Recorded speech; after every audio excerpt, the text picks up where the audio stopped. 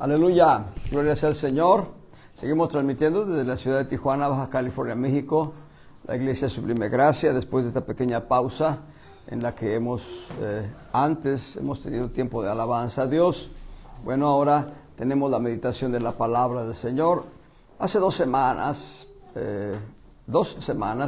empezamos este estudio que tiene que ver con, las 4 leyes enlistadas en la epístola a los Romanos. 4 leyes que tienen que ver con, en una primera perspectiva, con toda la humanidad, y en una segunda perspectiva, con la iglesia, con el creyente. De estas 4 leyes, la primera de ellas, de la cual hemos hablado, la ley del pecado y de la muerte. La ley del pecado y de la muerte involucra a toda la humanidad. La humanidad va en reversa y en caída hacia un abismo de fuego y azufre.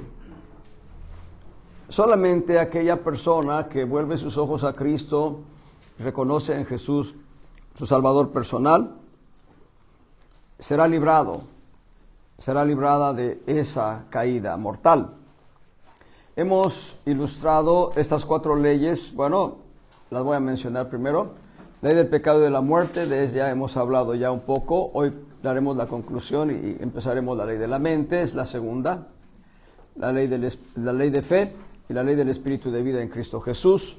Para quienes quieren conocer dónde están enlistadas estas leyes, en Romanos capítulo 8, en el verso 2, aparecen 2 leyes. Romanos 8:2 dice, porque la ley del espíritu de vida en Cristo Jesús, ahí está una, me ha librado de la ley del pecado y de la muerte, ahí está la otra. Yo la mencioné en desorden. Primero hablé de la ley del pecado y de la muerte, y hasta el final de las enseñanzas hablaremos de la ley del espíritu de vida en Cristo Jesús. Pero hay una ley de fe mencionada en Romanos capítulo 3, en el verso 27. Ahí está mencionada la ley de la fe, o la ley de fe. Y hay una 4ª ley, que es la ley de la mente, de la cual estaremos hablando hoy, la ley de la mente, que está enlistada ahí en Romanos capítulo 7, en el verso 23. En la versión antigua, quienes tienen la Biblia de la versión antigua, dice ley de mi espíritu, pero deben corregir ahí, la palabra espíritu en el texto original es nous, N-O-U-S, nous, que en griego quiere decir mente. Así que es la ley de la mente. Y hablando de la ley del pecado y de la muerte, hemos mencionado ya todo lo que es la conducta de pecado. Hemos mencionado también que hay 3 enemigos a vencer que están precisamente peleando contra nosotros.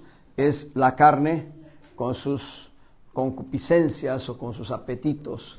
Estas concupiscencias están enlistadas como 3 corrientes del mundo en Primera de Juan. Son la concupiscencia de la carne, la concupiscencia de los ojos y la soberbia de la vida. Y entonces hay que pelear contra la carne y sus concupiscencias, contra el mundo y sus corrientes, y contra el diablo y sus demonios.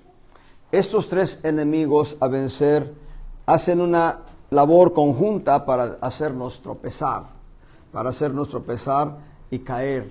Es la intención de esos 3 enemigos. Alguien diría, ¿cuál es el peor enemigo de los 3? Pues la carne, porque la carne está dentro de nosotros.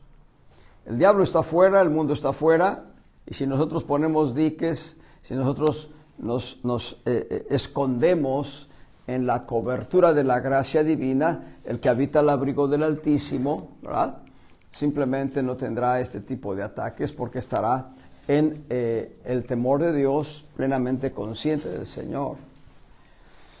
Y el que tengamos una carne dentro, una expresión del espíritu que anhela las posiciones de pecado, anhela lo que el mundo ofrece, es lo que hace que se abra la puerta. El proverbio dice en Eclesiastés, el que aportillar el vallado le morderá la serpiente. Y cuando nosotros abrimos puerta, porque el cascabel está afuera sonando, y abrimos la puerta, la serpiente nos muerde y nos inyecta el pecado. Lo hemos visto ya también en 1 Corintios 15, Dice que el aguijón del pecado es la muerte. Bueno, y un último apunte sobre la ley del pecado y de la muerte. Mencioné al inicio, hace 2 semanas, que Esaú es un tipo de la ley del pecado y de la muerte. Y no les dije por qué, o si lo dije por qué ya lo olvidé, pero espero que ustedes no lo hayan olvidado. Y como yo lo olvidé, pues voy a darles otro golpe al clavo. Esaú prefigura la ley del pecado y de la muerte ahí en Génesis 25. Génesis 25, sí lo leímos, hace 2 semanas lo leímos, pero no les comenté la conclusión de este punto. En Génesis 25, verso 29, dice, 29 al 34, hizo Jacob un potaje, y volviendo Esaú del campo cansado, dijo a Jacob, ruégote que me des a comer de eso bermejo, de eso rojo, pues estoy muy cansado. De ahí que también Esaú sea Edom. Edom significa rojo. Dice, por tanto fue llamado su nombre Edom, bermejo, rojo. Y esto también tenía que ver con su herencia genética. Esaú era pelirrojo. Esaú era pelirrojo y era velludo o velloso. Estaba lleno de vellosidad en su cuerpo. Era de barba, seguramente, barba cerrada. Y él era pelirrojo. Pero dice en el verso 31, y Jacob respondió, véndeme en este día tu primogenitura. Entonces Esaú dijo, he aquí yo voy a morir, ¿para qué pues me servirá la primogenitura? Y dijo Jacob, júramelo en este momento, en este día. Y Esaú le juró y vendió a Jacob su primogenitura. Entonces Jacob dio a Esaú pan y del guisado de las lentejas, y él comió y bebió, y levantóse y fuese. Así menospreció Esaú la primogenitura. No voy a hablar de la primogenitura, pero voy a darles una semilla. Hay 3 derechos de primogenitura. Todo primogénito tiene 3 derechos de acuerdo a la Escritura.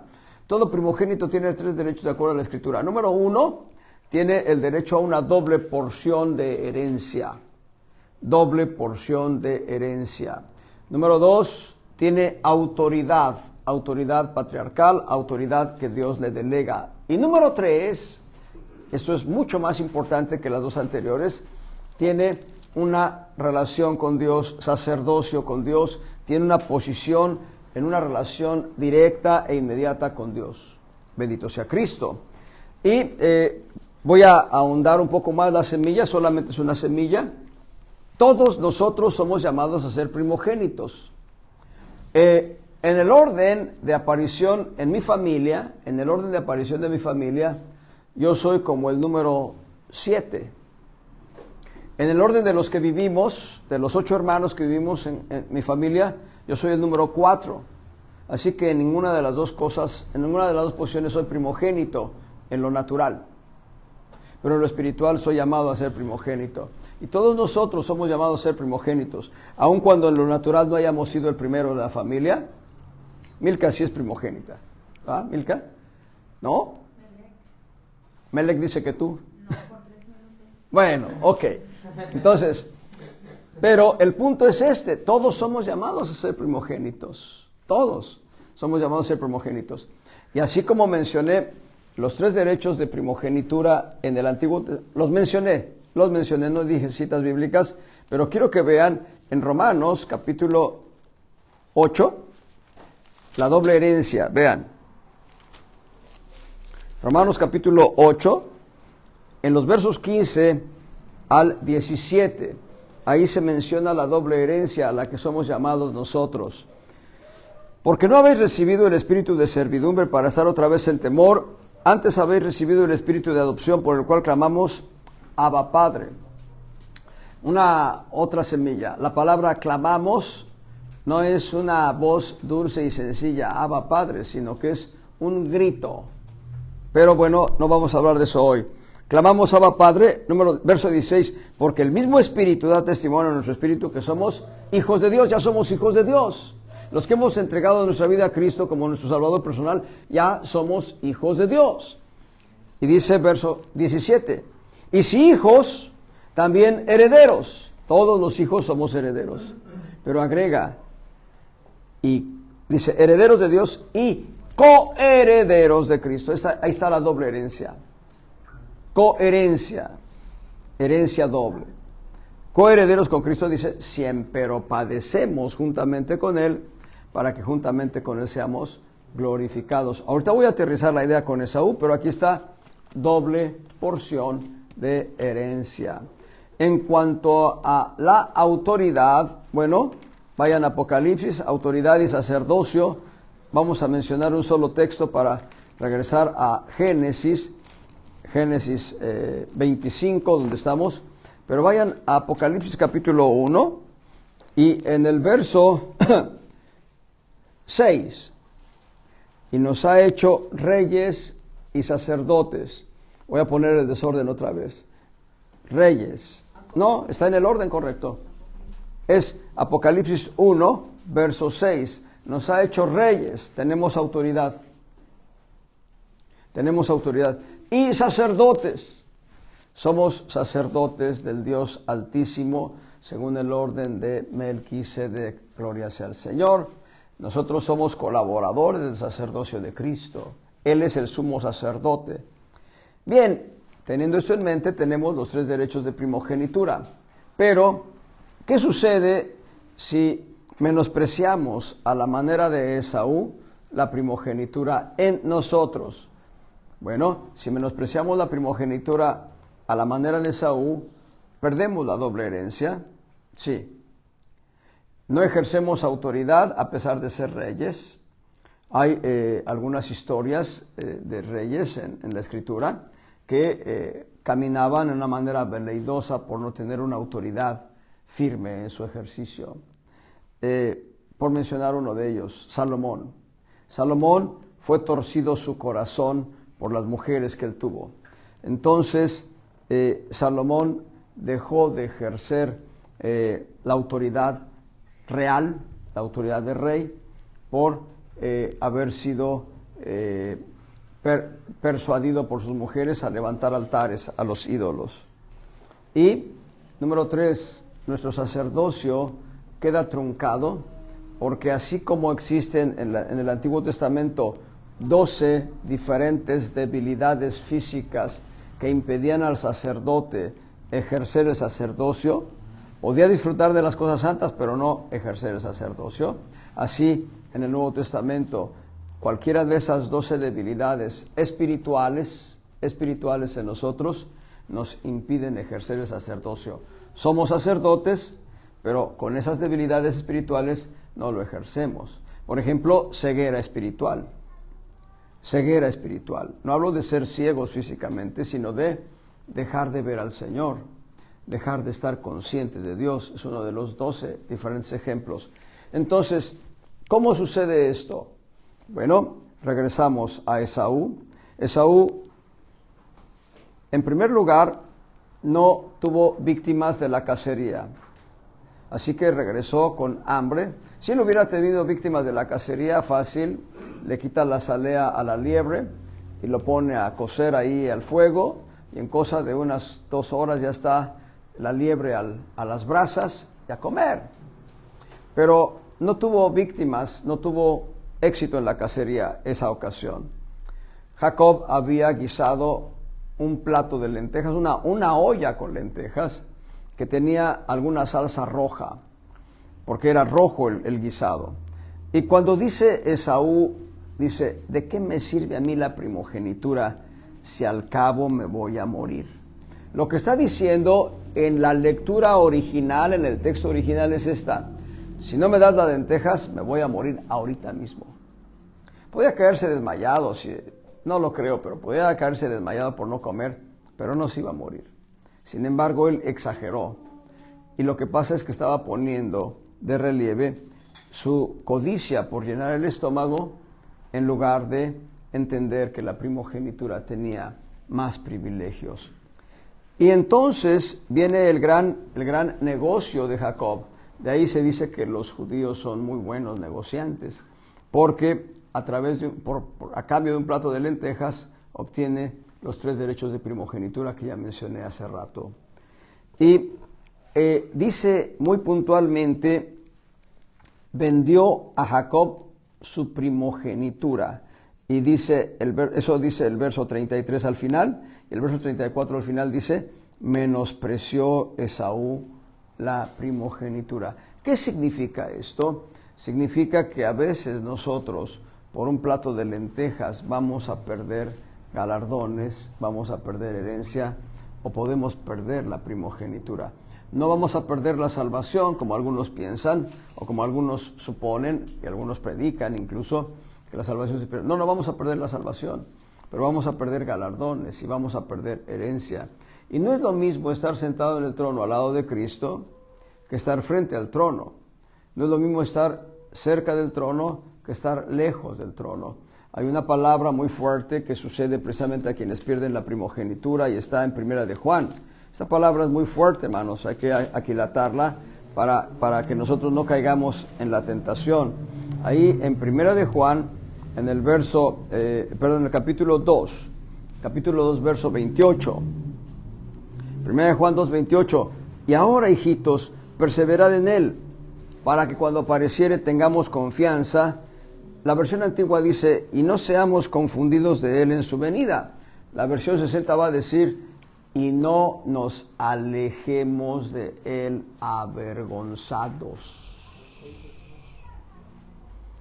Eso es muy fuerte. ¿Por qué habría alguien de alejarse de Cristo si Cristo es el autor de la gracia? La gracia por él fue hecha. La ley fue por Moisés dada, pero la gracia por Jesús fue hecha. ¿Por qué habríamos de alejarnos de él? Porque menospreciamos la primogenitura. ¿Cómo se menosprecia la primogenitura? Buscando el mundo y lo que el mundo ofrece. El mundo ofrece platos de lentejas. Platos de lentejas con piña, platos de lentejas con plátano asado, plátano macho frito, platos de lentejas con salsa de tomate, plato de lentejas. Hay muchas modalidades de lentejas. Hermanos, tengamos cuidado que no caigamos en la tentación de cambiar la primogenitura por un plato de lentejas. En eso consiste la explicación de por qué Esaú prefigura la ley del pecado y de la muerte. Porque Esaú menospreció la primogenitura. Lo vimos, golpe más al clavo, lo vimos también la semana pasada en el libro del profeta Ezequiel, capítulo 16, verso 49. Los tres pecados de Sodoma. Los tres pecados de Sodoma es Ezequiel 16, 49. Ezequiel 16, 49. He aquí que esta fue la maldad de Sodoma, tu hermana. Soberbia, número 1. Hartura de pan, número 2. Y abundancia de pan, y abundancia de ociosidad tuvo ella y sus hijas. Y no corroboró la mano del afligido y del menesteroso. Recuerdo con tristeza este último texto, esta última lectura, no corroboró la mano del afligido y del menesteroso. Recuerdo con tristeza, caminaba yo con un amigo ahí en la zona rosa hace ya muchos años, hace ya unos 40 años tal vez un poco más, 40 años, vamos a dejarlo así de barato. Y una señora anciana dice, socórrame. Y él voltea y dice, trabaja.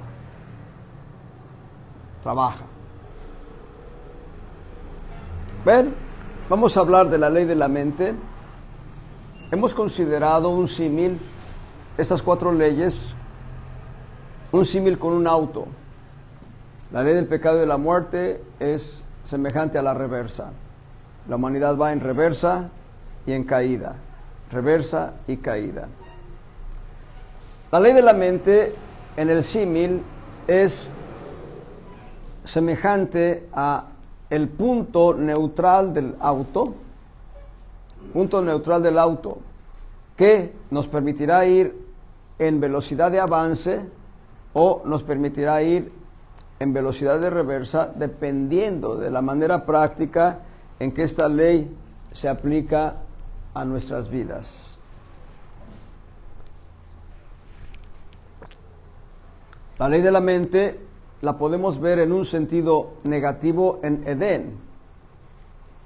La ley de la mente la podemos ver en Edén porque el hombre cayó en pecado. En sentido negativo la vemos en Lot, porque él miró la llanura del Jordán y el campo cultivable y rico de Sodoma y encaminó sus tiendas hacia Sodoma.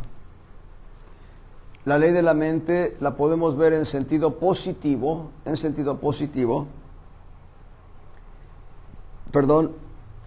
la vida de Abraham, en la vida de Jacob, en la vida del apóstol Pablo. Son semillas ahorita, son semillas, pero ahí están la ley de la mente en sentido positivo. También la ley de la mente la podemos ver en sentido positivo en el tabernáculo, la tienda de campaña en la que Dios habitó en medio de su pueblo. Voy a mencionarles 7 principios que constituyen, escuchen bien, todo un proceso. 7 principios que constituyen todo un proceso. No puedes llegar al 7 sin antes pasar por el primero o los primeros 6. Voy a darles primero el índice. La ley de la mente opera en 7 principios que son un proceso gradual de crecimiento o de decadencia. Número 1, el principio de una llamada de atención. Atención, pueden llamarlo así. Son principios de la ley de la mente. Son 7 principios de la ley de la mente. Número 1, atención o llamada de atención. Atención o llamada de atención. Número 2, atracción. Atracción. Número 3, decisión. Decisión. Número 4, continuidad. Continuidad. Número 5, obsesión. Obsesión. Número 6, posesión. Ahorita lo voy a explicar y luego vamos a hacerlos. Voy a dar un símil ahorita. Me perdí en la 4. Ok, número 4, continuidad. Número 5, obsesión. Número 6, posesión. Y número 7, dirección establecida. Los vuelvo a mencionar rápidamente. Número 1, atención. Número 2, atracción. Número 3, decisión. Número 4, continuidad. Número 5, obsesión. Número 6, posesión. Número 7, dirección establecida. Estos 7 principios están en el tabernáculo, están en Edén con Eva y después Adán, están en la vida de Lot, están en la vida de Abraham, están en la vida de Jacob, en la vida de Pablo. Número 5, número 7, dirección establecida. Dirección establecida. Muy bien. Veamos, primeramente, en el tabernáculo, lo mencioné la semana pasada, demos de otro golpe al clavo. Si nosotros llegamos al santuario, acuérdense, el santuario, el lugar de habitación de Dios, llamado tabernáculo, también la podemos llamar tienda de campaña. El santuario estaba en el corazón del campamento de Israel. El corazón del campamento de Israel, esa es una ilustración del santuario. Alrededor del santuario acampaban las 3 familias de Leví y los sacerdotes, en total un cuadro de 4. Bueno, perdón por lo que acabo de decir, pero eran 4 los grupos que acampaban alrededor del santuario. Acampaban Gerson, Coat y Merari, norte, poniente y sur del tabernáculo. Gerson, Coat y Merari, norte, poniente y sur del tabernáculo. Al frente del tabernáculo acampaban los sacerdotes. Los sacerdotes. Y luego, alrededor del santuario y del campamento de los levitas, no olviden que Leví significa cuerda. A ver, vamos a verlo. Leví, Génesis 28. Leví significa unión. Leví significa unión. Lo podemos utilizar como cuerda de unión, pero unión, eso significa Leví, unión. Bien, alrededor del tabernáculo, las familias levitas y los sacerdotes. Y alrededor de ese pequeño campamento estaban las 12 tribus de Israel. Hacia el lado oriental acampaban las 3 tribus mayores, Judá, Isaacar y Zabulón. Hacia el lado sur, 3 tribus medianas, Rubén, Aser y Gad. Hacia el lado poniente del tabernáculo, 3 tribus pequeñas, Benjamín, Efraín y Manasés. Y hacia el lado norte del tabernáculo, 3 tribus medianas, Dan, Aser y Neftalí. Bueno, hacia el lado oriental del tabernáculo, Judá, Isaacar y Zabulón. El lado este, Judá, Isaacar y Zabulón. Hacia el lado sur, Rubén, Simeón y Gad. Rubén, Simeón y Gad. Hacia el lado poniente, oeste, occidente, poniente, oeste, eran Benjamín, Manasés y Efraín. 3 tribus pequeñas. Finalmente, hacia el lado norte, estoy dando el orden de campamento conforme lo marca el libro de Números. No, ese está mal, porque el norte está hacia abajo. Entonces, hacia el lado norte acampaban 3 tribus medianas también, Dan, Aser y Neftalí. Dan, Aser y Neftalí. Aser sin H, obviamente. Ahora, regresemos al santuario. Cualquier israelita podía traer por voluntad propia un cordero para ser sacrificado en el santuario. Y cuando atravesaba el pabellón de entrada, la idea que nos ofrece esta ilustración es que había cortinas que marcaban separación entre el santuario de Dios y el campamento. Esas cortinas, ¿sí?, alrededor, hacían la separación, y lo que estaba dentro de las cortinas eran los atrios. ¿Qué es lo que encontraban los israelitas cuando trasponían el pabellón de la entrada al santuario? Encontraban un charco de sangre grande, muy grande. ¿Por qué? Porque al día, por lo menos en la mañana, se sacrificaba por lo menos un cordero, y en la tarde otro cordero, por lo menos. Pero había festividades en las que se sacrificaban varios corderos, varios machos cabríos, becerros. Y pensando, la sangre de un cordero puede ser, el cuerpo de un cordero puede tener unos 2 litros de sangre, pensemos. El ser humano tiene un promedio de 4 litros de sangre, el ser humano. Así que un cordero debe tener unos 2 litros de sangre en su cuerpo. Y la sangre es muy escandalosa, pero entonces cuando sacrificaban un becerro que podía tener unos 10, 12 litros de sangre en su cuerpo, pues la sangre tenía que escurrirse. Y entonces, ¿qué es lo primero que veía el israelita? Una mancha de sangre. Pero no cualquier mancha de sangre, era un charco de sangre. Un charco de sangre sobre la arena del desierto. Y podía voltear y ver que algunos sacerdotes tenían salpicaduras de sangre en sus vestiduras.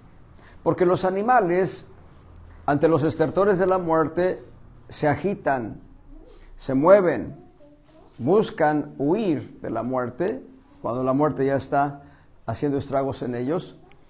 Entonces, lo que hacían los sacerdotes era, con fuerza, con vigor, levantar a la víctima, sobre todo si fuese un becerro o un toro, entre varios, tenían que cargarlo, y atarlo rápidamente a los cuernos del altar, así dice el Salmo 118. atad víctimas con cuerdas a los cuernos del altar. Entonces los ataban y ahí ya atados las víctimas, el fuego quemándoles, desangrándose, su agonía era terrible. Eso es solamente una sombra o figura del suplicio del Señor Jesucristo en la cruz por nosotros. Así que, ¿qué es lo que veían? Sangre. ¿Qué es lo que veían? Víctimas ensangrentadas en el altar. ¿Qué más veían? Salpicadura de sangre en las vestiduras de los sacerdotes. Eso llama la atención. Pone la atención en aquello que están viendo. Enseguida del altar de bronce, enseguida del altar de metal, existía una fuente de metal, una fuente de bronce, en donde se lavaban los sacerdotes. Y esto llamaba la atención. Ya llamó la atención la sangre, el altar de bronce, con toda la sangre, charco de sangre. Más bien venía una atracción. La fuente de metal era un lugar donde venían a lavarse los sacerdotes. Así que aquello atraía más. Y enseguida estaba el santuario. ¿Qué hay dentro del santuario? Pensarían algunos. Bueno, dentro del santuario estaba la presencia de Dios, y no propiamente en el lugar santo, sino en el lugar santísimo. Y solamente los sacerdotes podían entrar hasta el lugar santísimo. Condición, pues, para entrar al santuario, ser sacerdotes. Los israelitas no podían entrar al santuario, solo se imaginaban lo que había dentro, o si escuchaban alguna explicación de un sacerdote, la imaginación era más concreta. Pero tú y yo somos sacerdotes. Y voy a explicarlo ahora. Antes de entrar al santuario, había que decidir para entrar al santuario. Es el tercer principio, ¿recuerdan? Primer punto, atención o llamada de atención, mucha sangre alrededor del altar de bronce. Segundo punto, atracción, la fuente de metal. Tercer principio, ¿quieres entrar al santuario? Necesitas a Cristo como tu Salvador personal a fin de entrar al santuario. Esa es la tienda de campaña. Esa tienda de campaña que está ilustrada ahí, ese es el lugar al que podemos entrar solamente siendo sacerdotes. Acabamos de leer en Apocalipsis que Cristo nos hizo reyes y sacerdotes. Así que ya hemos decidido por Cristo, hemos entrado al santuario. ¿Qué hay dentro del santuario?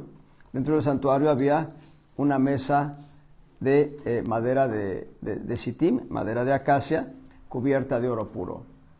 Y en esa mesa había 12 hogazas de pan. El libro de Números va a decir, me parece que es el libro, Levítico o Números, uno de esos dos libros va a decir la medida de la masa. ¿Cuánta masa tenía que significar una hogaza de pan? Eran 12 hogazas que estaban distribuidas en la mesa en manera tal que se les podía agregar incienso, porque el pan se ponía cada séptimo día, cada día de reposo, cada sabbat. Era quitado el pan que había estado una semana en la presencia de Dios y era comido por los sacerdotes, y era puesto pan fresco, y no se comía el pan fresco, sino que estaba ahí 7 días. Aquí tiene una semilla. El pan debía estar en la presencia de Dios. El pan debía estar en la presencia de Dios.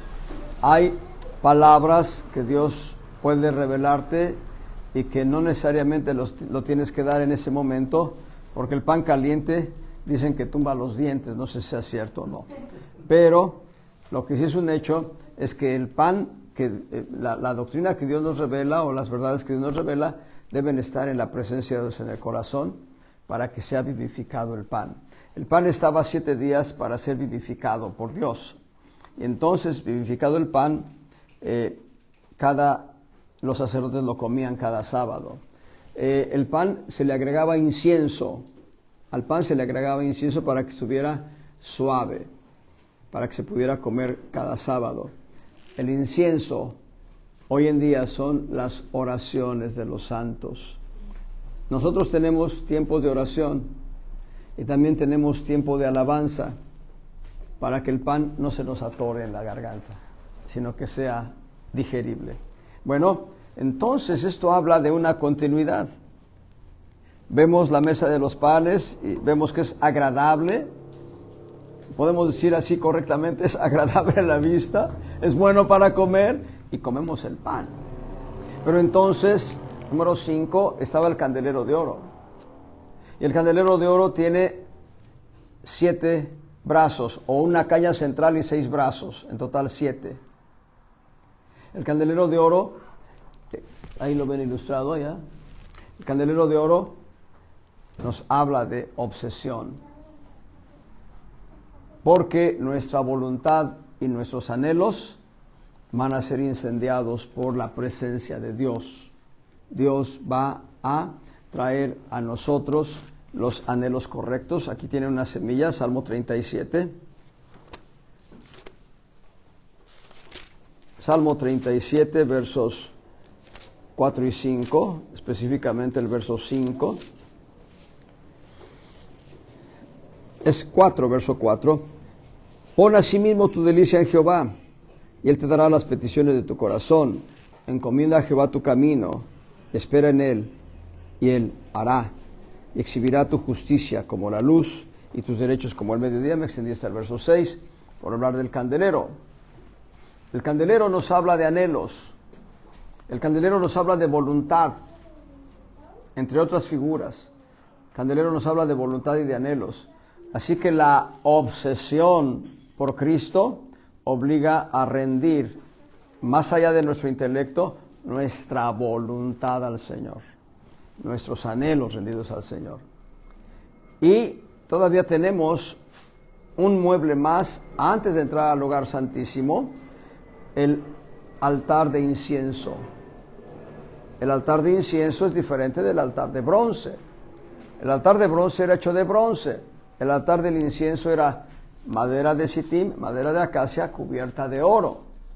Bueno, ese altar era donde se quemaba el incienso todos los días se quemaba incienso, pero el día de las expiaciones, el sumo sacerdote tomaba el incensario que estaba ahí, y con incienso quemándose con un carbón del altar de bronce, un carbón ahí, y incienso quemándose, el sumo sacerdote entraba al lugar santísimo.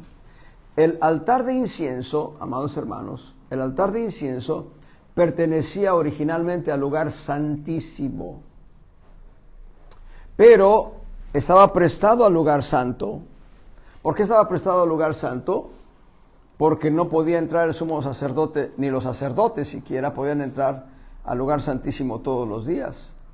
Al lugar santísimo se entraba una sola vez en el año, el día de las expiaciones. Por eso el altar de incienso estaba prestado al lugar santo y estaba antes del velo. El altar del incienso nos habla de posesión. Nosotros empezamos a poseer el santuario de Dios. Empezamos a poseer el santuario y trasponiendo el velo, esto es interesante.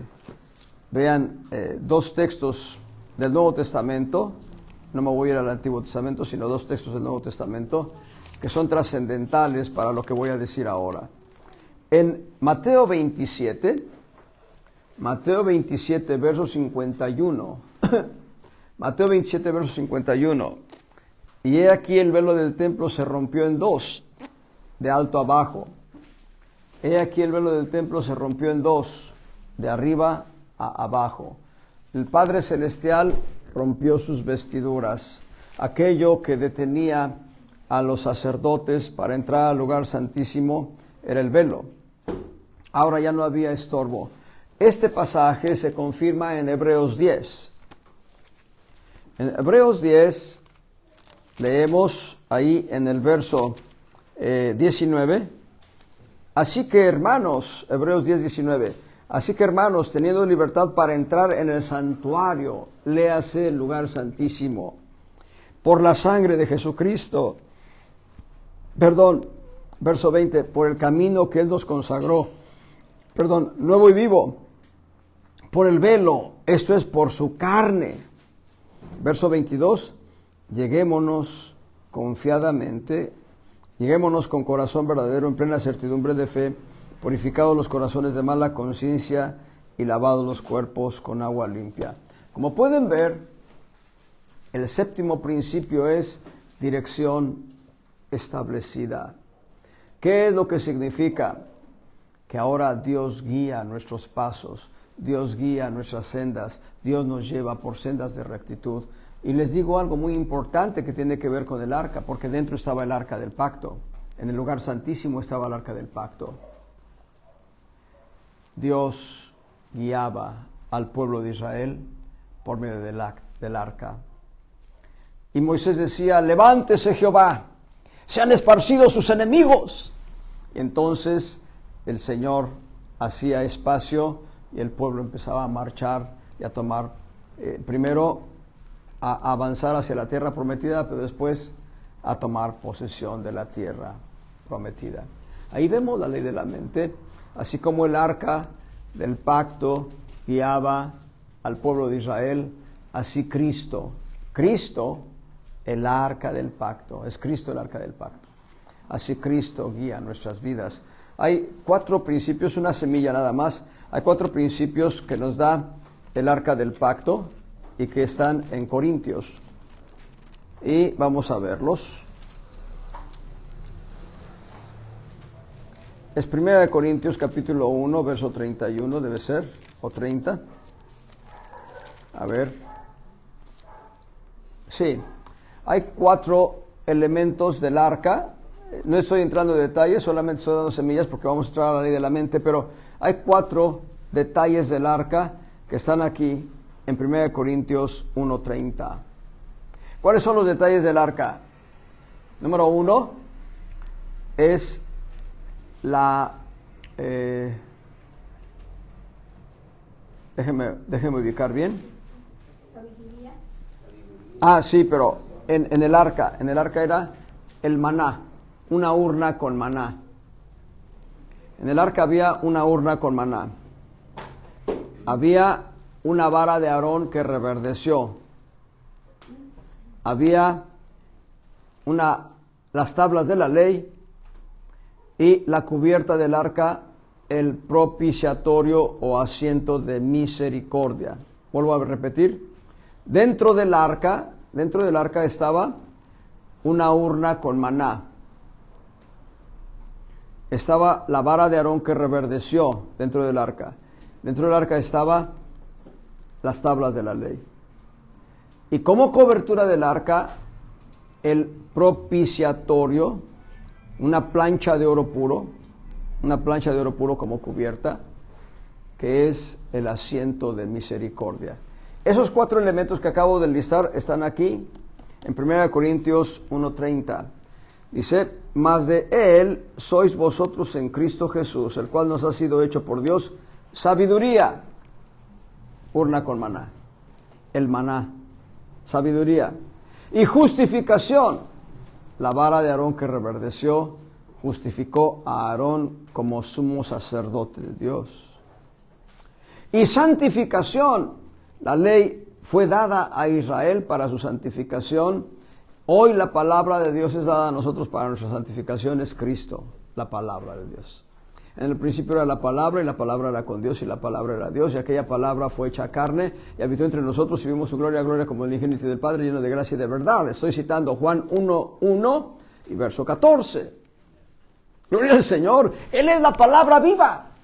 Cristo es la palabra viva, aleluya. Por eso Él es el que nos puede santificar, siendo la palabra viva. Y finalmente, número 4, redención. La plancha de oro puro que cubría el arca es llamada propiciatorio.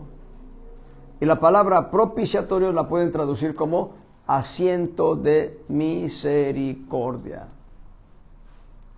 Es el asiento de misericordia, era donde se rociaba la sangre el día de las expiaciones. Ahí se rociaba la sangre 7 veces, pidiendo misericordia. Cristo nos ha sido hecho redención. Aleluya. Aleluya, gloria al Señor. Me gozo de veras esta frescura que Dios trae a nuestras vidas. ¿Saben cómo dice Hebreos? Muy a propósito del asiento de misericordia. ¿Qué dice Hebreos? Capítulo 10. Creo que es el 10. Aquí hay concordancias andantes, así que dice que nos lleguemos a Él, que nos lleguemos al trono de su gracia para alcanzar misericordia y hallar gracia para el oportuno socorro. Hebreos 4, verso 16. Hebreos 4, verso 16. Gracias, Señor. Gracias, Dios. Lleguémonos, pues, confiadamente al trono de la gracia para alcanzar misericordia y hallar gracia para el oportuno socorro. ¿Quién está en el trono de la gracia? Aleluya. Él nos ha sido hecho redención. Bendito sea Cristo. Una cosa que debemos aprender es, en el Antiguo Testamento está escondido el Nuevo Testamento. En el Nuevo Testamento se revela el Antiguo Testamento. Por eso lo que eran sombras o figuras en el Nuevo Testamento son verdades reveladas. Cuando tenemos este cuadro positivo, nosotros fuimos evangelizados. Se nos habló del sacrificio de Cristo. No sé cómo fuiste evangelizado tú, pero indiscutiblemente cuando se evangeliza a alguien es importante hablar del sacrificio de Cristo. Sangre. Derramó su sangre. Cantábamos hace rato algunos cantos que hablan de la sangre del Señor derramada por nosotros. Eso llama la atención. Pero después, cuando se presenta el segundo punto donde se menciona que Cristo tiene un lugar en el cielo para nosotros, esto atrae. Esto atrae. Hay quienes dicen, te escucharé en otra ocasión. Hay quienes dicen como Herodes Agripa, por poco me persuades a ser cristiano.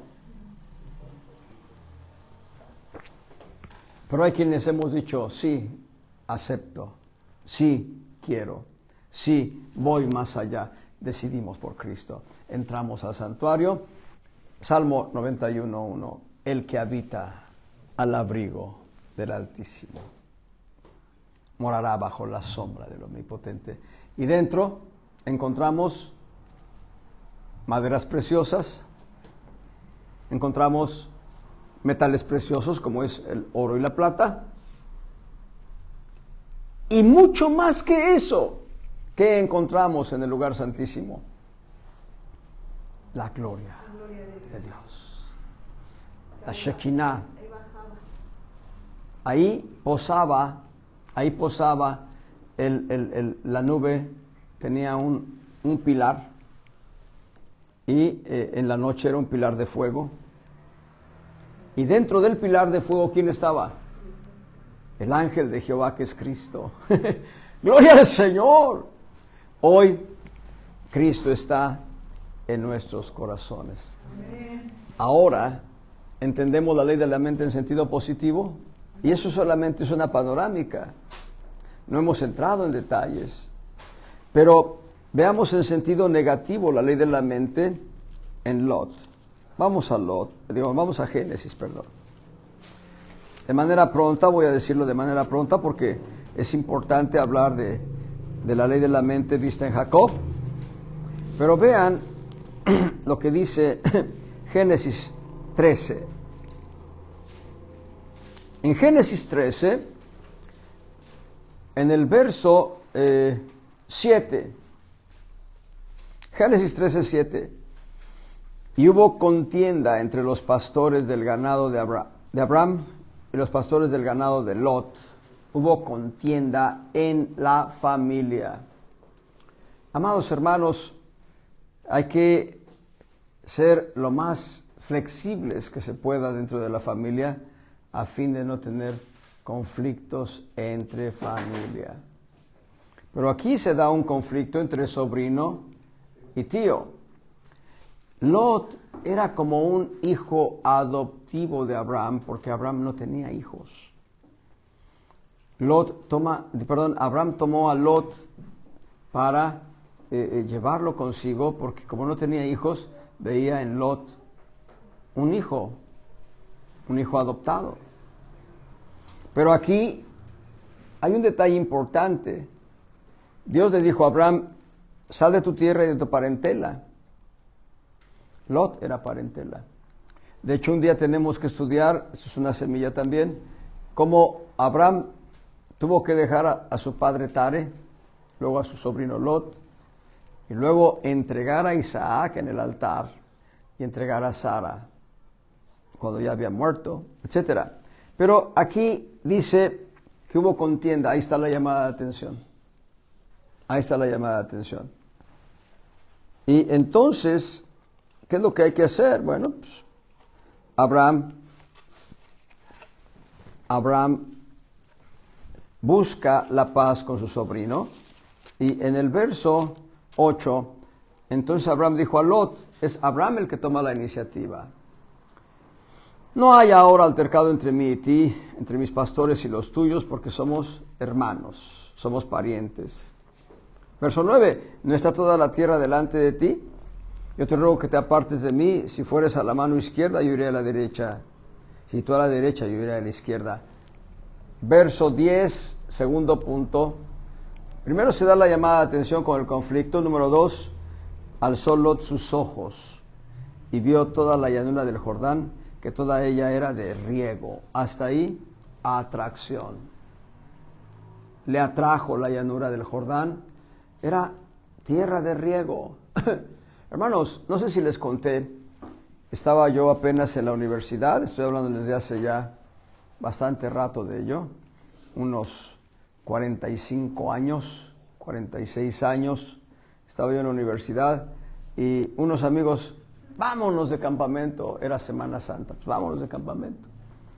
¿A dónde vamos? A Querétaro. Vamos a Querétaro. ¿Qué parte de Querétaro? Pues a Esperanza, Querétaro. De ahí es originario mi padre. Pues, ¿cómo no? Vámonos. Y llegamos a la parte alta de la montaña, llena de árboles, de humedad, de mucha vegetación. Hermoso el lugar. Y bueno, voy a contar la historia rápido. Empezamos a descender, claro, después de días de campamento, sí. Empezamos a descender y encontramos desierto. Desierto, te digo. Encontramos desierto, cactus, ya no había las coníferas, ya no estaban los pinos, los arrayanes, ya no estaban los árboles allá, no había la humedad, desierto. Seguimos bajando, íbamos hacia el río Moctezuma. Seguimos bajando y entonces ya no solo es desierto, todo era árido, no había nada de hierba, nada absolutamente. Empezamos a bajar por uno de los afluentes del río Moctezuma, porque solamente en temporal de lluvia esos afluentes tienen agua.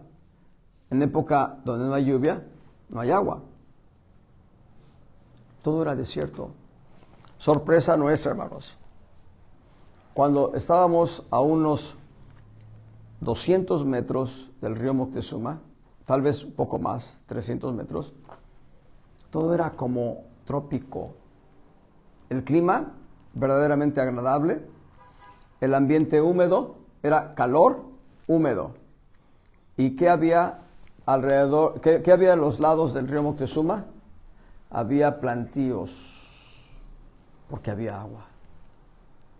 Eso es lo que vio Lot. Vio la tierra era de riego. Se desviaba el cauce del río Jordán y se alimentaba la tierra y la tierra daba alimento. Árboles frutales, todo lo que se cultivaba en aquella época allá era bien visto. Así que Lot vio el atractivo, pensó en su corazón: mi tío no tiene sentido lo que me está diciendo. Como que mi tío ya está viejito, ya está chocheando, y como que mi tío ya no sabe carburar, como que me deja elegir hacia la llanura del Jordán. 3. Lot decidió ir hacia la llanura del Jordán. Verso 10 estamos. Dice, era de riego, toda la tierra era de riego, a Sodoma y a Gomorra, como el huerto de Jehová, como la tierra de Egipto entrando en Zoar. Verso 11. Entonces Lot escogió, ahí está la decisión, para sí toda la llanura del Jordán. Escogió, ya decidió. Y número 4, continuó.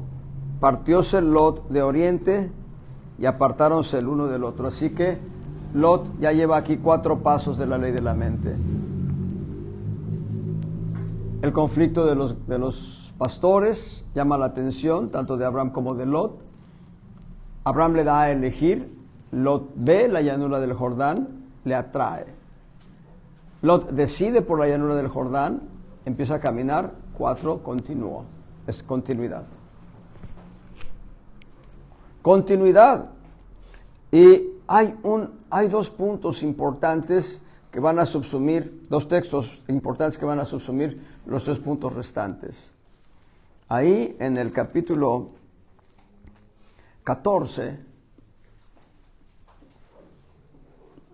dice, en el verso 14, oyó Abraham que su hermano Lot, era su sobrino, pero aquí le llama hermano, oyó Abraham que su hermano estaba prisionero y armó sus criados, los criados de su casa, 318, y siguiólos hasta Dan. Derramóse sobre ellos de noche él y sus siervos, e hiriólos y fuelos siguiendo hasta Obá, que está a la izquierda de Damasco. Verso 16, y recobró todos los bienes, y también a Lot, su hermano, y su hacienda, y también las mujeres y la gente. Muy bien. Ya vimos que llegó Lot al punto 4 de continuidad, ¿verdad? ¿Qué hace Lot cuando es liberado de la cautividad de Kedorlaomer? ¿Qué hizo Lot? ¿Sé qué pasó? Se obsesiona por la tierra de Sodoma. ¿Por qué? Porque regresó. Regresó a Sodoma. Había visto ya Lot, ya había visto la maldad en Sodoma. Ya conocía la maldad de Sodoma. Pero la llanura era rica. Así que se obsesionó, número 5. Se obsesionó y se fue otra vez a Sodoma, número 5. De aquí soy. Bueno, vamos a ver algo interesante. Se regresó a Sodoma y ahora vean en Génesis capítulo 19. Génesis 19, verso 1. Llegaron pues los 2 ángeles a Sodoma a la caída de la tarde. Y Lot, noten, esto es muy importante, Lot estaba sentado a la puerta de Sodoma. Lot poseía Sodoma. ¿Por qué? Porque a la puerta de la ciudad se sentaban los jueces. Lot ya era juez de Sodoma. En la antigüedad, por lo menos en este tipo de pueblos, la tradición era que los ancianos eran los jueces. No había una escuela de jurisprudencia, sino que los ancianos eran los jueces. Se entendía que los ancianos tenían sentido común para juzgar. Lot aquí ya está en edad más adulta y él ya es juez de Sodoma. Esto es, número 6, posesión. Él está poseyendo Sodoma. Y vean el colmo en lo que atañe a dirección establecida. En el verso 8, la gente de Sodoma era perversa y la gente de Sodoma quería hacer sus perversiones esa noche con los ángeles del Señor. En el verso 8, vean lo que dice Lot. He aquí ahora yo tengo 2 hijas que no han conocido varón, os las sacaré afuera y haced de ellas como bien os pareciere.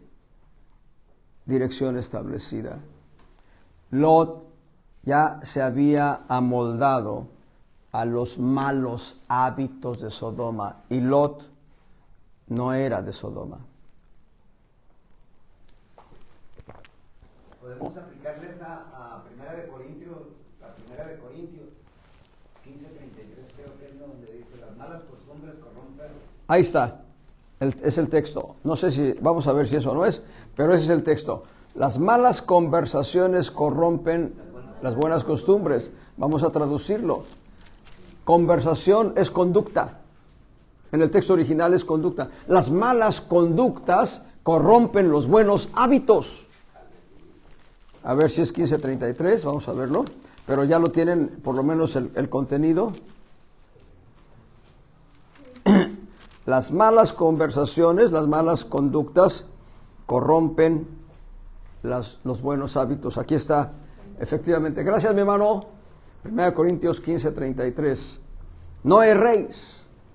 Las malas conversaciones corrompen las buenas costumbres. Las malas conductas corrompen los buenos hábitos. Así que eso fue lo que sucedió con Lot.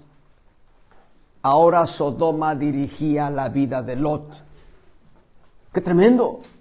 Sodoma dirigía la vida de Lot en perversión. Tengamos cuidado nosotros en el mundo. Tengamos cuidado en cuanto a las perversiones. Debemos tener ese cuidado nosotros. Entonces, hemos visto el modelo en el tabernáculo.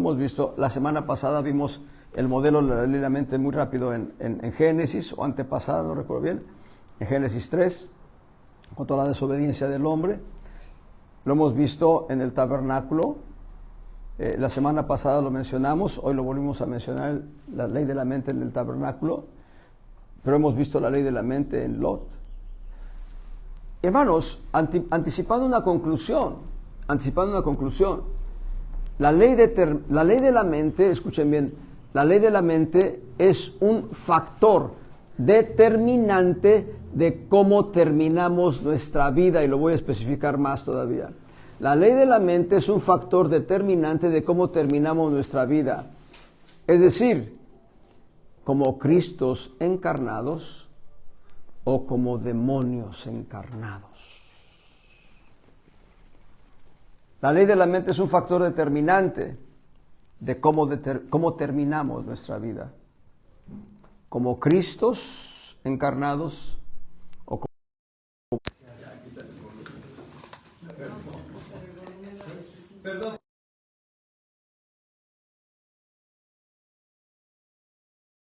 Ya. Perdón por la distracción allá, los que están del otro lado, pero los que estamos aquí fue un tiempo de distracción. Vuelvo a decirlo, vuelvo a reiterarlo.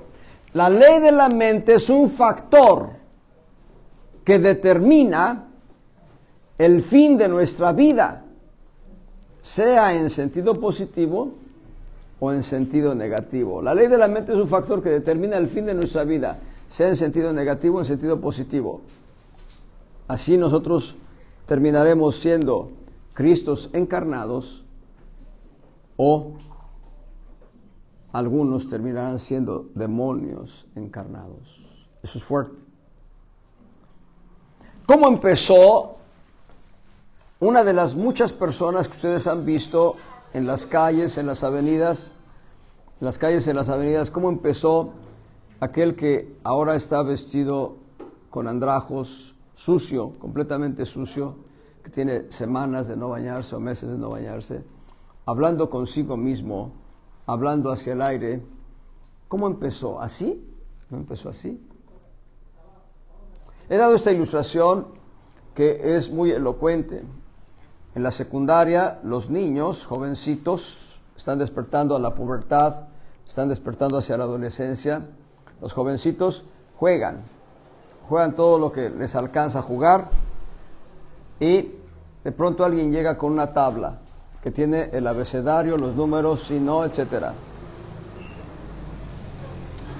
Y entonces el que llegó con su tablita empieza a jugar, y a algunos les llama la atención. ¿Qué es eso?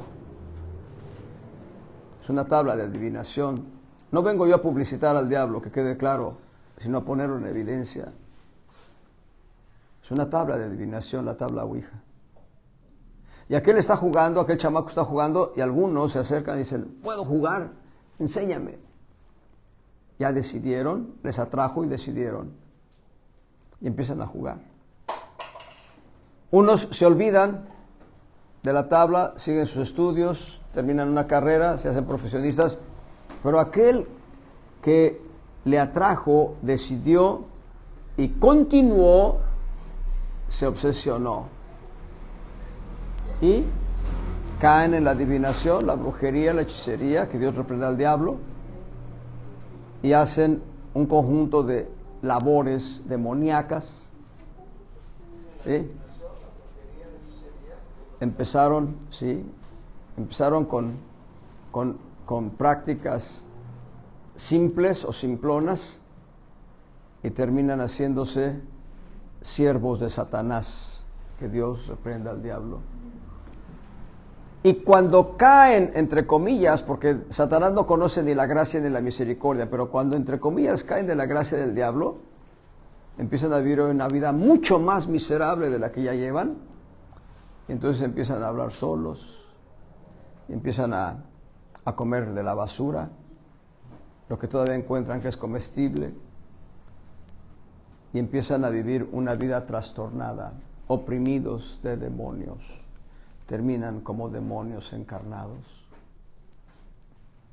Dios nunca nos va a torcer la mano. Escuchen bien. Dios nunca nos va a torcer la mano para que seamos sus siervos, pero Él desea que nosotros caminemos el proceso de la ley en la mente hasta que digamos en el punto 6, Dios es mi Dios. Y en el punto 7 Dios diga, yo no solo soy tu Dios, ahora yo dirijo tu vida para siempre. En eso consiste la ley de la mente. Es muy fuerte este mensaje en ese aspecto. Y vamos a ver, apenas en la introducción, Jacob. Vamos a hablar de Jacob como un modelo a seguir en cuanto a la ley de la mente. Hemos visto en Génesis 25. Vean algo que sucede en el vientre de Rebeca. Génesis 25, verso 21. Oró Isaac a Jehová por su mujer, que era estéril, y aceptólo Jehová, y concibió Rebeca su mujer, y los hijos se combatían dentro de ella. Y dijo, si es así, ¿para qué vivo yo? Y fue a consultar a Jehová, y respondióle Jehová, 2 gentes hay en tu seno, y 2 pueblos serán divididos, desde tus entrañas. Y el un pueblo será más fuerte que el otro pueblo, y el mayor servirá al menor. Y como se cumplieron sus días para parir, he aquí mellizos en su vientre. Aquí está, Esaú era pelirrojo. El primero salió rubio, todo el velludo, como una pelliza. Llamaron su nombre Esaú. Esaú significa velloso. Era rojo y velloso. Esaú es Edom. Muy bien. Eran mellizos. No eran gemelos, eran mellizos. Les doy una semilla. Isaac era de 40 años cuando le pidió a Dios que Rebeca pudiera tener hijos. Isaac era de 40 años de edad. Leímos en una sola línea, y oyó Jehová la oración de Isaac y lo aceptó. ¿Saben de qué edad era Isaac cuando nacieron estos mellizos? De 60 años. Isaac y Rebeca tuvieron que esperar 20 años por la respuesta de Dios. 20 años. Y a veces uno está, Señor, ya te pedí ayer y no me has contestado. Regresamos. Aquí hay un detalle importante a manera de introducción. Esaú y Jacob peleaban en el vientre de Rebeca. No se llevaban bien, se daban de piquetes de ojos y se pateaban. Y debo decirles algo, Patín y trompón y piquete de ojo. Así es todo. Debo decirles algo, cada uno estaba en su bolsa. No estaban los dos en una sola bolsa, sino cada uno estaba en su bolsa. Fueron dos óvulos fecundados en la misma relación. Y cada uno estaba en su bolsa. Y a pesar de ello, ¿qué me ves? Pues, ¿para qué te gusto? Pues bríncale tú primero. Ya estamos, pues órale. Empezaban a pelear desde entonces. Y Dios está hablando proféticamente lo que Él sabe que va a suceder, no porque Dios lo provoque. Dios no lo va a provocar, Dios sabe lo que va a suceder, elegidos según la presencia de Dios Padre en santificación. Primera de Pedro 1:2, fuimos elegidos según la presencia de Dios. Y Dios sabía, presciencia, conocimiento de lo que ha de acontecer. Dios sabía que estas dos naciones que estaban peleando desde el vientre de mamá, dice, habrían de separarse. Jacob es el fundador de Israel. Esaú, perdón.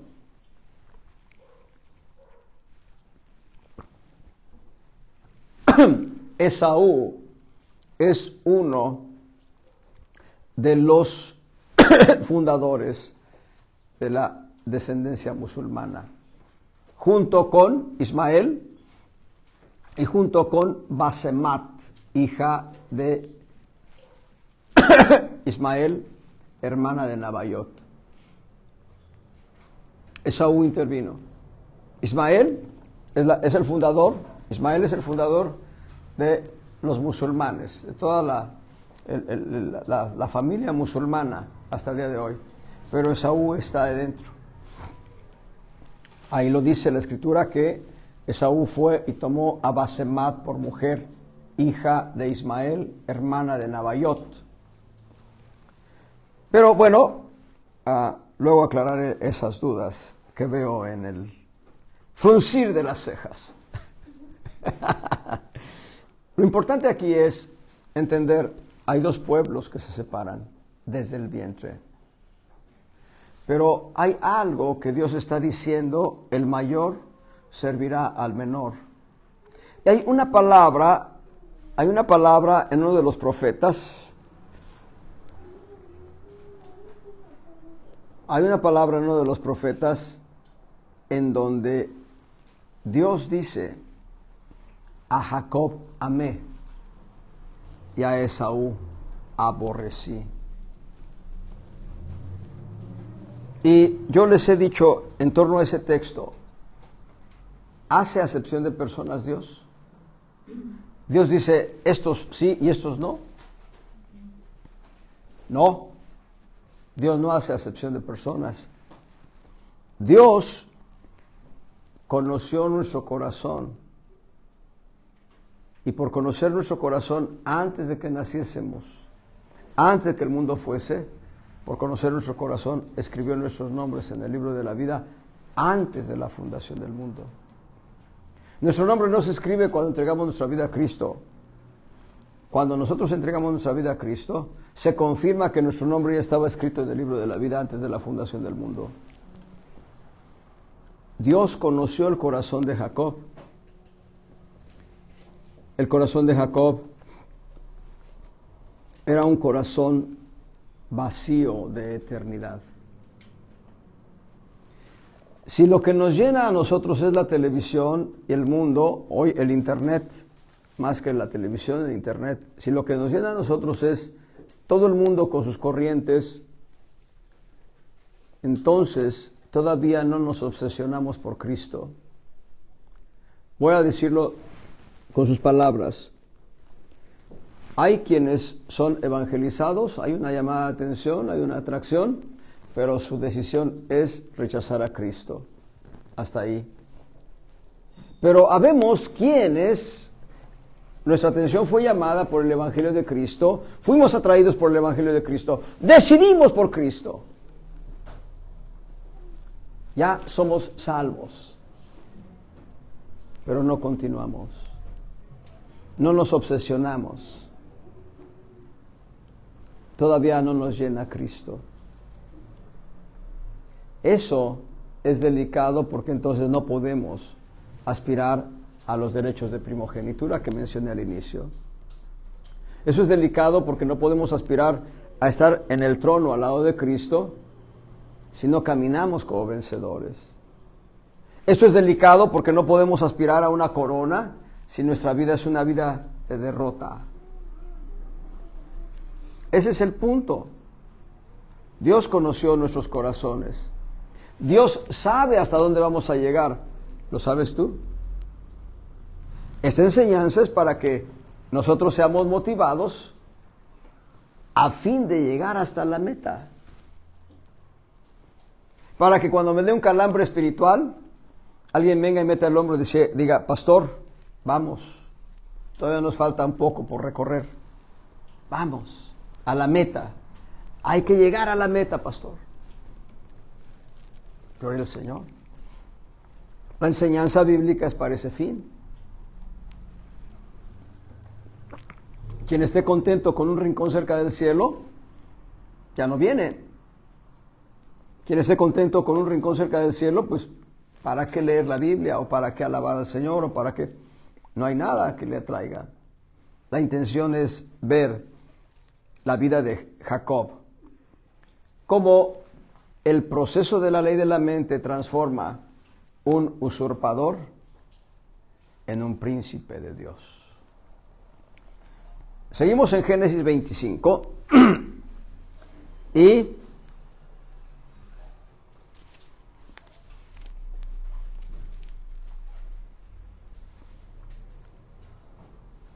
en el verso 26 dice, después salió su hermano Jacob, trabada su mano al calcañar de Esaú, y fue llamado su nombre Jacob. Y quiero que vean en Génesis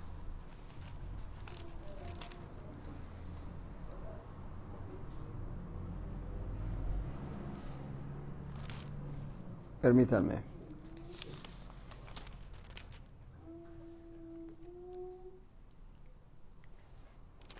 Sí, es en Génesis, en el capítulo,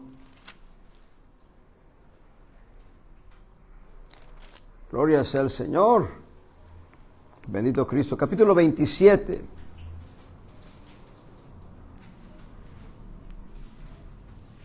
Capítulo 27, verso 36.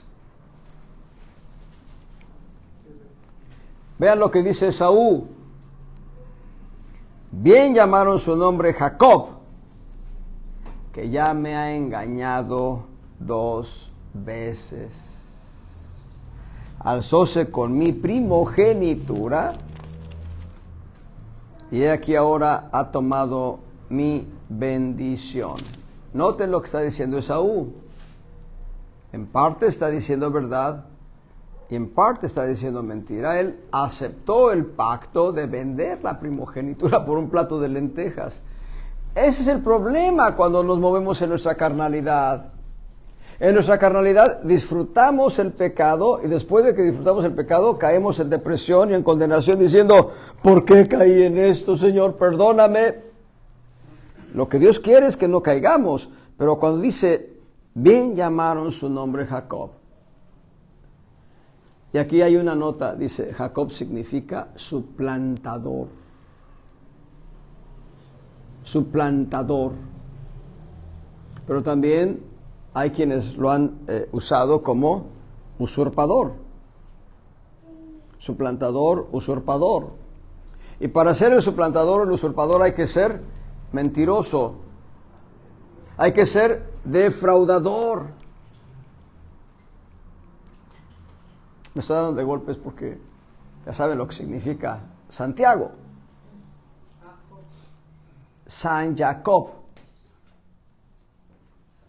Santo Jacob. Santo suplantador. Santo usurpador. Santo mentiroso. Santo defraudador. Un hermano me decía en tono de broma, santo trácala, me decía.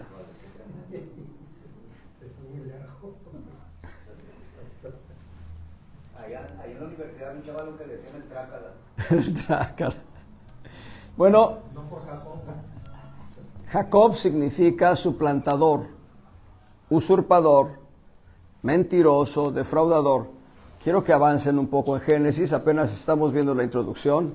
Y quiero que vean en Génesis capítulo 31, a ver, capítulo 32. Quiero que vean en Génesis capítulo 32, verso 27. Jacob luchó con el ángel por una bendición, dice un canto. Dámela, Señor. La bendición, obviamente. Dice ahí, en Génesis 32, verso 27, están en la lucha. Jacob está luchando contra el ángel de Jehová, el cual es Cristo. Y el ángel de Jehová le dijo, ¿cuál es tu nombre? Y él respondió, suplantador. ¿Cómo? Usurpador. ¿Cómo? Mentiroso. A ver, no escuché bien. Defraudador. Vean la respuesta del ángel del Señor, verso 28. Y él dijo, no se dirá más tu nombre Jacob, sino Israel. ¿Saben qué significa Israel? Príncipe de Dios. Príncipe de Dios. La ley de la mente nos enseña cómo un suplantador puede ser transformado en un príncipe de Dios. Gloria al Señor. Lot se depravó. Lot cayó en las redes de Sodoma. Pero Dios quiere que nosotros seamos transformados en príncipes de Dios. Dice, no se dirá más tu nombre usurpador, sino Israel. Esto es príncipe de Dios, porque has peleado con Dios y con los hombres y has vencido. ¿Quieren ganar la bendición de Dios? Amén. Métanse en oración y díganle, no te dejo hasta que me bendigas. Ahí está en el verso 26. Dijo, déjame que raye el alba. El ángel del Señor le dijo a Jacob, déjame que raye el alba. Y Jacob dijo, no te dejaré si no me bendices. Hasta que te bendiga el Señor. Se cuenta de un varón que no tenía pareja y se metió toda la noche en oración. Dijo, Señor, dame una compañera. Dame una compañera. Y Dios le dio una compañera. Pero ¿qué es tu necesidad? ¿Qué es tu petición? Dice Asuero a Esther, aún la mitad del reino te será concedida. Consideren a Asuero un tipo de Cristo, Esther un tipo de la iglesia. Cristo diciéndonos, ¿cuál es tu petición? ¿Cuál es tu necesidad? ¿Cuál es tu deseo? Ahora yo cité el libro de Esther, pero en el Nuevo Testamento hay un texto bíblico, para las concordancias que están aquí, andantes, parlantes. Hay un texto en la Biblia que dice en el Nuevo Testamento, hasta ahora nada habéis pedido. Pedid y se os dará, vamos a Lucas. Pedid y se os dará. Lucas capítulo 11.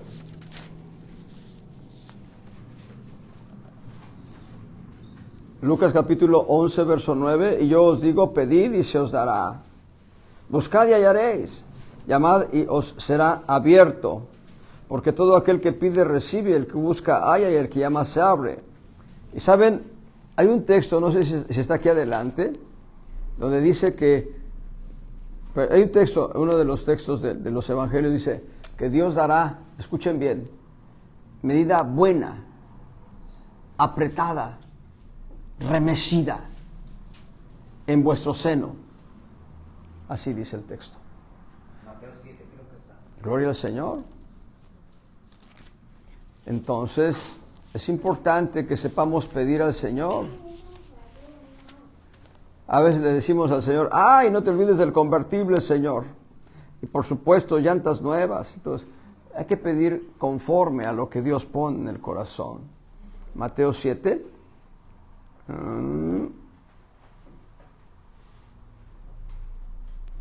Mateo 7, verso 7. Pedid y se os dará. Buscad y hallaréis. Llamad y se os abrirá.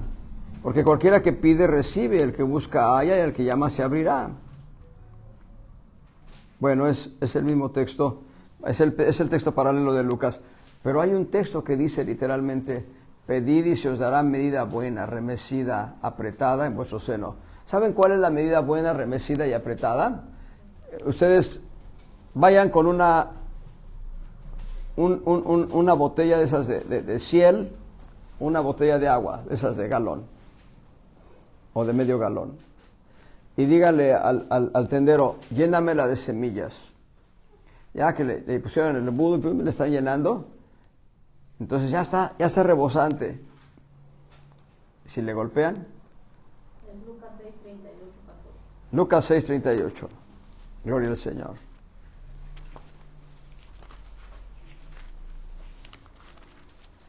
Debo parar, pero vamos a leer este texto. Dad y se os dará, ahí está, medida buena, apretada, remecida y rebosando darán en vuestro seno. Gloria al Señor. Entonces, lleven una cubeta, no lleven una botella de galón, sino lleven una cubetita de un galón. Llénamelo de grano de arroz. Ya hasta hay una montañita que se hace hacia arriba así, de arroz, ¿va? Pero empiezan a golpearle abajo a la cubetita y empiezan a salir las burbujas de aire. Y aquello que ya era una montaña arriba empieza a sentarse y baja todavía. Todavía hay que ponerle, pues ponle más. La medida remecida es aquella donde le golpean y ya no hay manera de que, ya no hay burbujas de aire. Ya todo está lleno, ya está rebosante. Así da las medidas Dios de bendición a nuestras vidas. Hermanos, vamos a ver la próxima semana cómo un Jacob horroroso, como un usurpador, un suplantador, puede ser transformado en un príncipe de Dios. A eso somos llamados todos. Amén. Gloria al Señor. Dios les bendiga. Amén, amén.